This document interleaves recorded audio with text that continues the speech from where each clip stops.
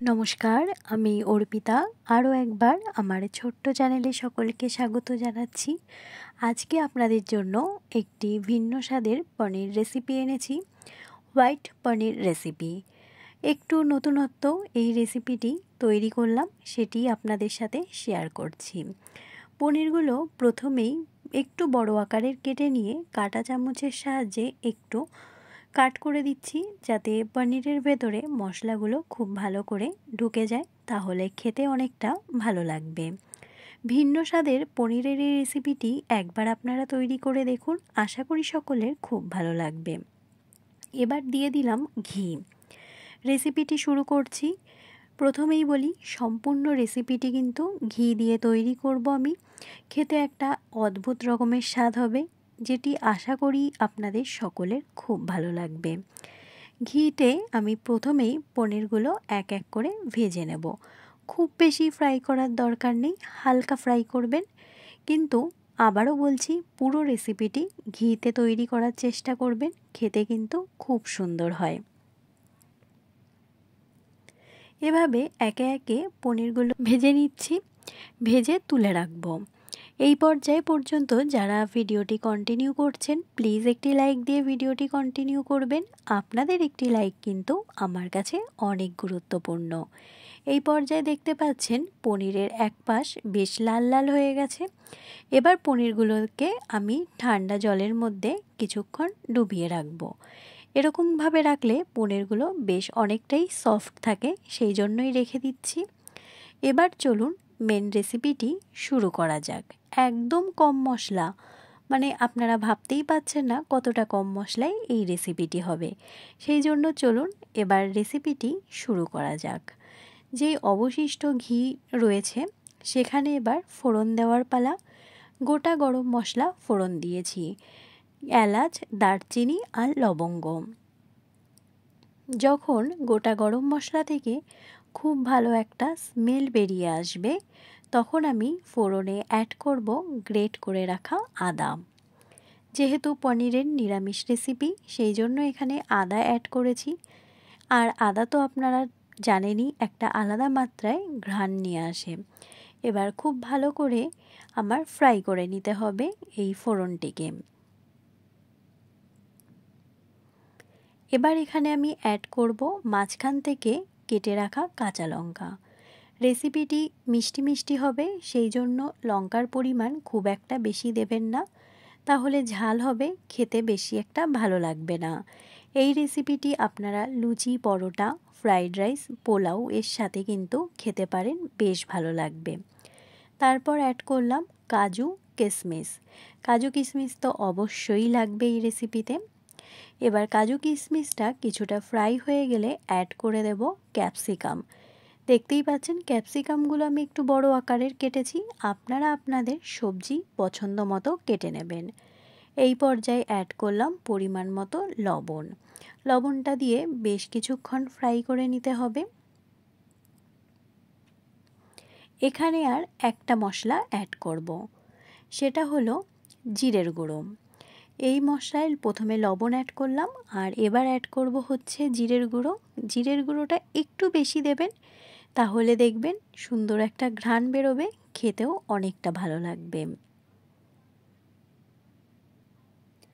জিরেটাও খুব ভালো করে এবার ক্যাপসিকামের সাথে মিক্সড করে নিতে হবে।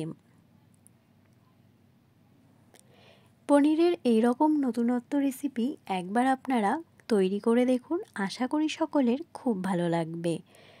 এই পর্যায়ে দেখতে পাচ্ছেন ফ্রাইটা কিন্তু আমার প্রায় অনেকটাই হয়ে এসেছে।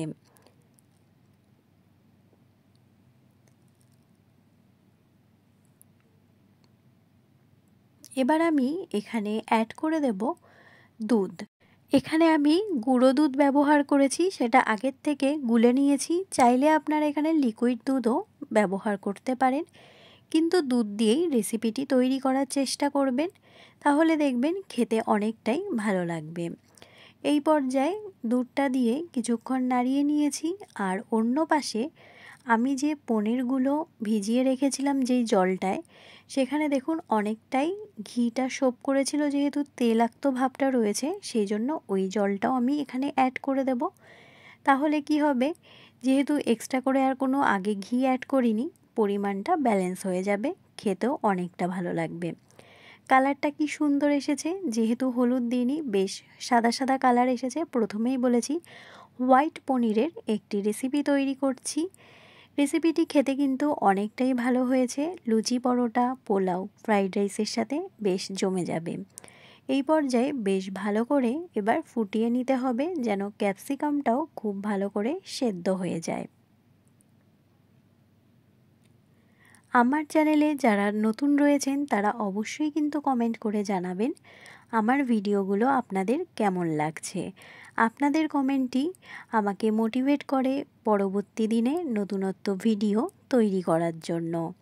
এই পর্যায়ে যখন খুব ভালো করে ফুটে উঠেছে তখন অ্যাড করে দেব পনিরগুলো। ভেজে রাখা পনিরগুলোকে অ্যাড করে দিয়ে আরও কিছুক্ষণ ফুটিয়ে নিতে হবে, যেন পনিরের ভেতরে মশলাটা বেশ ভালো করে ঢোকে, খেতে অনেকটাই স্বাদ হবে।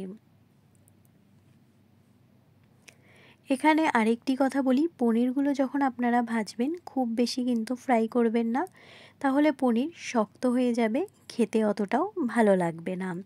ফার্স্ট টাইমে আমি পনিরের এরকম রেসিপি বাড়িতে তৈরি করেছি, সেটি আমি আপনাদের সাথে শেয়ার করছি। আশা করি সকলের খুব ভালো লাগবে। আমার ভিডিও আপনাদের কেমন লাগে সেটি অবশ্যই কিন্তু কমেন্টের মাধ্যমে জানাবেন। এই পর্যায়ে অ্যাড করলাম পরিমাণ মতো চিনি।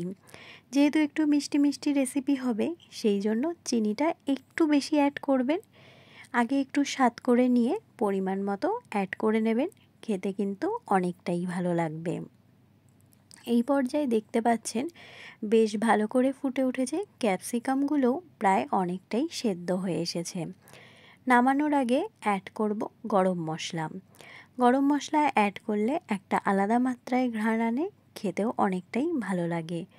গরম মশলা অ্যাড করে আর একবার ফুটিয়ে নেব, ব্যাস। তারপর অ্যাড করব ঘি। নামানোর আগে একটু ঘি দেব, তাহলে ঘি গরম মশলার গন্ধটা আপনারা প্রত্যেকেই জানেন কতটা ভালো লাগে। এবার আমার রেসিপি কিন্তু তৈরি। আমি একটি পাত্রে এবার সার্ভ করে নেব। আমি এই রেসিপিটির নাম দিয়েছি হোয়াইট পনির রেসিপি। আপনারা যদি অন্য কোনো নাম দিতে চান অবশ্যই কিন্তু কমেন্টের মাধ্যমে জানাবেন। আর অবশ্যই জানাবেন আজকের এই পনিরের রেসিপি আপনাদের কেমন লাগলো। আমি প্রথমেই বলেছি আপনাদের কমেন্ট আমার কাছে অনেকটাই মূল্যবান। এবার একটি পাত্রে আমি রেসিপিটি সার্ভ করে নিচ্ছি। আজকের ভিডিও কেমন লাগলো সেটি অবশ্যই জানাবেন। আর ভালো লাগলে আমার পাশে থেকে যাওয়ার অনুরোধ রইল। অন্য কোনো দিন অন্য কোনো ব্লগ ভিডিও বা রেসিপি ভিডিওর সাথে দেখা হবে। ততক্ষণ সকলে ভালো থাকবেন, সুস্থ থাকবেন আর অবশ্যই নিজেদের খেয়াল রাখবেন। আজ আমার এই ভিডিওটি কেমন লেগেছে সেটি জানাবেন এবং এতক্ষণ আমার সাথে থাকার জন্য সকলকে অনেক অনেক ভালোবাসা, অনেক ধন্যবাদ। আজকে তাহলে ভিডিওটি এভাবেই শেষ করছি। সকলে ভালো থাকবেন, সুস্থ থাকবেন। নমস্কার।